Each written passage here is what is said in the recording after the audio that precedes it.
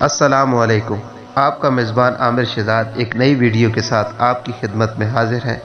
امید کرتا ہوں آپ سب خیریت سے ہوں گے۔ اللہ تعالی ہمیشہ آپ کو ایسے ہی خوش رکھے۔ سرور کائنات شاہ موجودات صلی اللہ علیہ وآلہ وسلم کا ارشاد ہے، جس نے مجھ پر ایک بار درود پاک پڑھا، اللہ عز و جل اس پر 10 رحمتیں بھیجتا ہے۔ صلو علی الحبیب صلی اللہ تعالی علی محمد صلی اللہ علیہ وآلہ وسلم۔ عاشق بے مثال حضرت سیدنا بلال رضی اللہ تعالیٰ عنہ کا نام زبان پر آتا ہے تو بے ساختہ عاشق رسول ہستی کا تصور قائم ہو جاتا ہے۔ ایمان لانے اور غلامی سے آزادی پانے کے بعد عاشق بے مثال حضرت سیدنا بلال رضی اللہ تعالیٰ عنہ نے اپنی زندگی کے حسین ایام سرکار عالی وقار مدینے کے تاجدار صلی اللہ علیہ وآلہ وسلم کی خدمت میں گزارے، لیکن وصال ظاہری کے بعد ہجر رسول کی تاب نہ لا کر مدینہ منورہ سے ہجرت کر کے ملک شام میں سکونت اختیار فرمائی۔ کچھ عرصہ گزرنے کے بعد ایک رات خواب میں سرکار نامدار مدینہ کے تاجدار صلی اللہ علیہ وآلہ وسلم کی دیدار فیض آثار سے مشرف ہوئے۔ لبائے مبارک کو جنبش ہوئی، رحمت و محبت کے پھول جھڑنے لگے اور الفاظ کچھ یوں ترتیب پائے، یعنی اے بلال، یہ کیا جفا ہے؟ کیا ابھی وہ وقت نہ آیا کہ تم میری زیارت کے لیے حاضری دو؟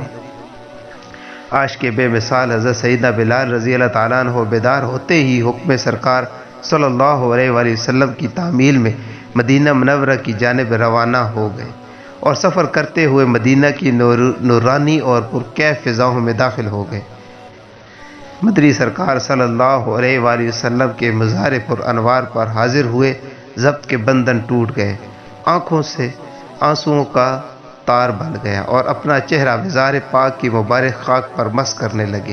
حضرت سیدنا بلال رضی اللہ تعالیٰ عنہ کی آمد کی خبر سن کر گلشن رسالت کے دونوں مہکتے پھول سیدنا حسنین کریمین یعنی حضرت سیدنا حسن و حسین رضی اللہ تعالیٰ عنہ بھی تشریف لے آئے۔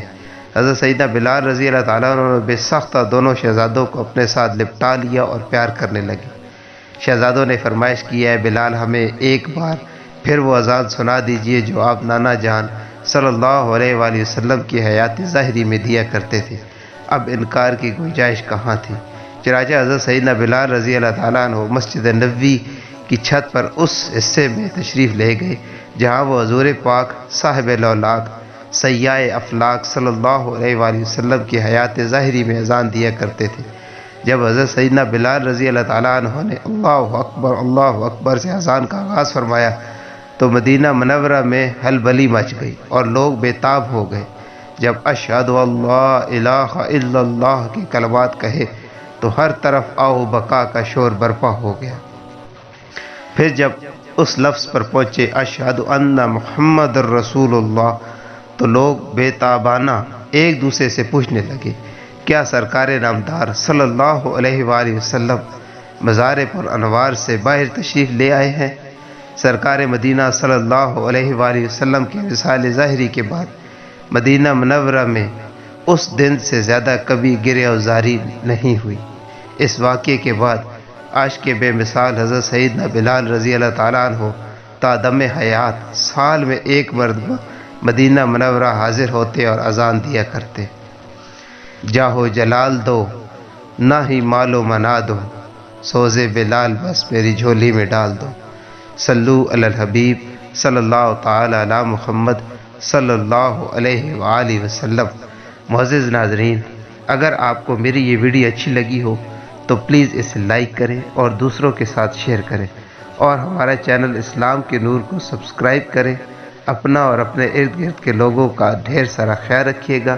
اللہ حافظ۔